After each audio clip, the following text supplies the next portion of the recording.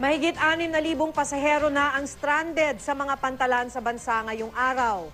Kasunod yan ang kanselasyon ng mga biyaheng pandagat dahil sa Bagyong Glenda. May ilang lugar ring binahana.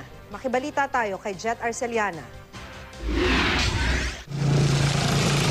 Nagmistulang malaking lawang barangay San Isidro sa Ormoc City sa Leyte dahil sa pagbaha dulot ng magdamag na pag-ulan. Umapaw ang isang ilog sa lugar. Damay na rin ang ilang karatig pang barangay pero ang ilang residente hindi pa rin lumilikas dahil sanay na raw sila sa ganitong sitwasyon.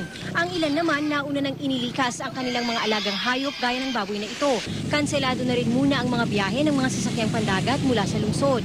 Wala na rin munang pinayagang maglayag ngayong araw sa Eastern Samar. Nagsimula na rin kasing maramdaman doon ang epekto ng Bagyong Glenda simula kagabi.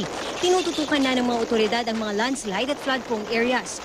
Ganito rin sa Cotabato City at ilan pang bayan sa North Cotabato. Hindi pa rin direktang apektado ng Bagyo ang Mindanao. Sa Zamboanga City, minabuti na rin ng Philippine Coast Guard na kanselahin ang mga biyahe sa dagat, maliban sa mga papuntang Basilan. Pinag-iingat na rin ang mga taga-Bulan, Sorsogon sa epekto ng bagyo. Inilipat na rin muna ng ilang mangingisda ang kanilang mga bangka sa mas ligtas na lugar. Inaasahan kasing lalo pang lalakas ang hangin at pag-ulang dala ng bagyo mamayang gabi. Nakaantabay na rin ang mga rescue team sa Tagkawayan, Quezon para sa posibleng pananalasan ng bagyo. Nakaayos na rin ang mga rescue equipment sa Novelete, Cavite. Maagang naghanda ang mga otoridad sa bayan ng catch basin ng tubig mula sa mga karatig lugar. May mga sirena rin sa lahat ng barangay para maabisuhan agad ang mga residente kung kailangan ng lumikas. Sa Batangas Port, aabot sa 1,500 pasahero ang stranded dahil sa kanselasyon ng mga biyahe. Dahil din sa Bagyong Glenda, halos 60 domestic at international flights ang kanselado ngayong araw. Kabilang na rito ang mga biyahe galing Maynila, papuntang Cebu, Davao, Iloilo, Naga, Albay, Tacloban, Cagayan at pabalik ng Maynila.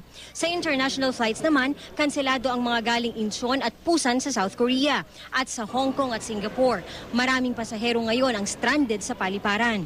May mga bagahe po kami, wala po kami iwanan. So dito na lang po kami magstay. Magcha-chance passenger kami mamaya. Jet Arceliana, Nagbabalita, Pilipinas.